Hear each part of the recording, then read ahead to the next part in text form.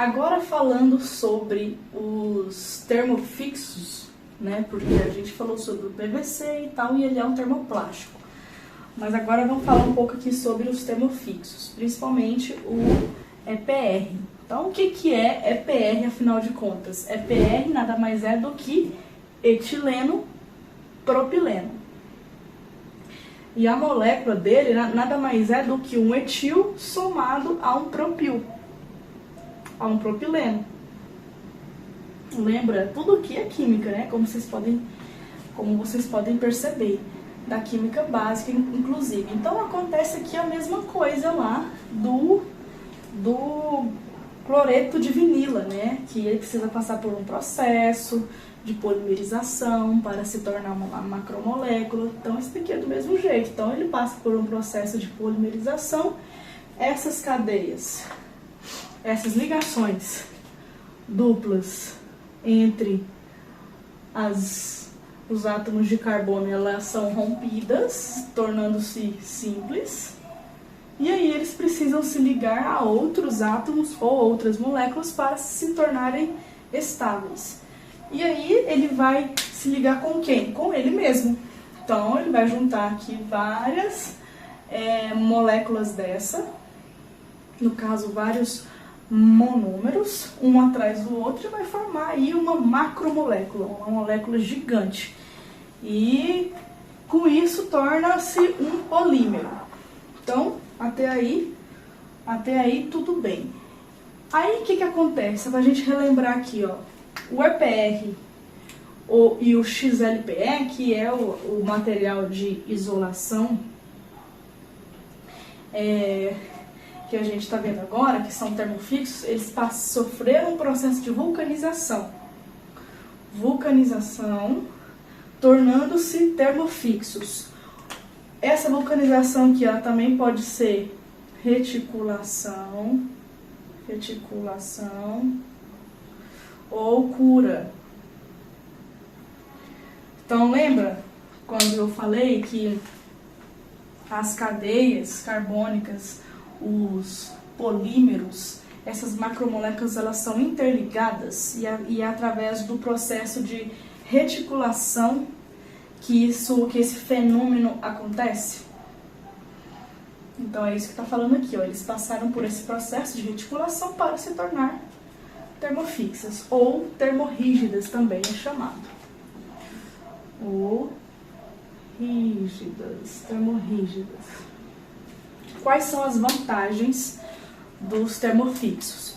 Eles não amolecem com o calor, como o plástico amolece, o termoplástico. Então, com isso, né, eles suportam mais corrente e não possuem halogênios.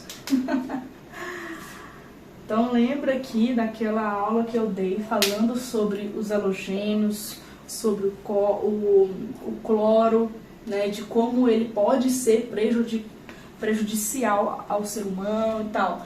Aqui, gente, acabou, não existe essa preocupação.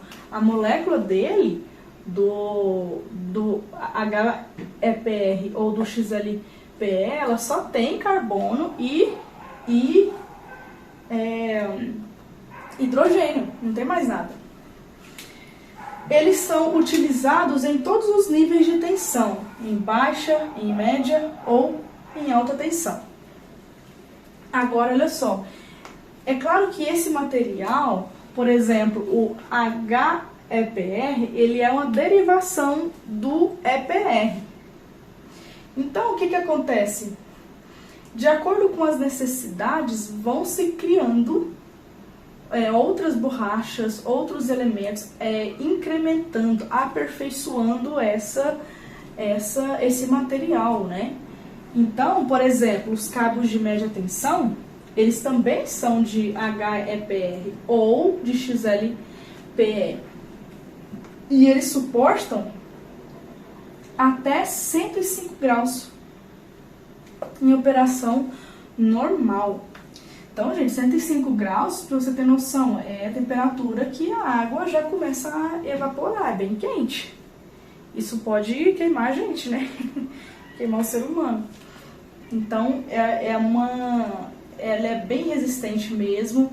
E, por exemplo, em baixa tensão, ele possui rigidez de 1 kV, rigidez dielétrica, né? Em média tensão 15, de alta tensão 35 kV ou mais, né, para cima.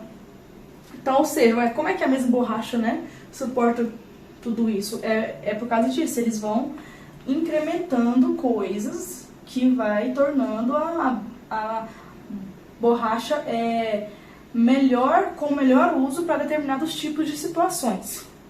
Ponto final. Mas o que eu quero trazer é a sua essência aqui, ó. Etileno, propileno. Isso daqui é da onde que começa todo esse rolê aqui, né? Então, assim, gente, uma coisa aqui que eu também queria falar antes de fechar esse assunto, eu já vi projetos que o pessoal colocava PVC com isolação de 1 kV. Então é aquela coisa, né? Pode até ser, né, que dê certo, pode. Mas o PVC ele não é tão resistente à temperatura e tal, já começa a perder as suas estruturas básicas ali do cabo. E além de tudo, né, se você pegar um cabo de PVC, por exemplo, de, sei lá, 25 milímetros, e um de EPR de 25 milímetros, você vai ver que o EPR ele conduz muito mais. Tá, muito mais não, mas ele conduz mais do que o PVC. De forma que, se você usar o EPR, você usa uma seção menor, sabe? Então, por exemplo, um cabo de PVC, enquanto você precisaria de 25, se você usasse um EPR, pode ser que você usaria um cabo de 16. Então, tem que fazer aquela questão lá do custo-benefício. Quanto que custa o EPR? Quanto que custa o PVC? Esse cabo? Quanto que custa esse cabo? Né? E por aí vai. Então, assim, é por esses e outros motivos que atualmente a gente só usa esse cabo PVC aqui, ó, para circuitos terminais. E os circuitos que são também de baixa corrente. Os circuitos alimentadores, eles são usados cabos EPR, justamente por isso, porque ele é mais rígido, ele suporta mais temperatura, ele possui uma rigidez dielétrica maior. Então, os cabos de PVC, atualmente, eles são utilizados único e exclusivamente para circuitos terminais e circuitos ainda com uma corrente baixa, ou seja, você vai encontrar aí cabo de PVC de no máximo aí um 16 milímetros, estourando um de 25, mas a grande massa aqui, ó, do cabo de PVC tá em 2,5, circuitos terminais 4 e 6. Então, assim, a maioria dos cabos, inclusive em questão de preço, sua preocupação maior vai estar aqui com esses cabos aqui, ó, de termofixos. Pessoal, então aqui eu separei um e-mail que eu troquei com outras empresas em relação a esses cabos de baixa tensão, que de PVC só vai até determinada seção, né?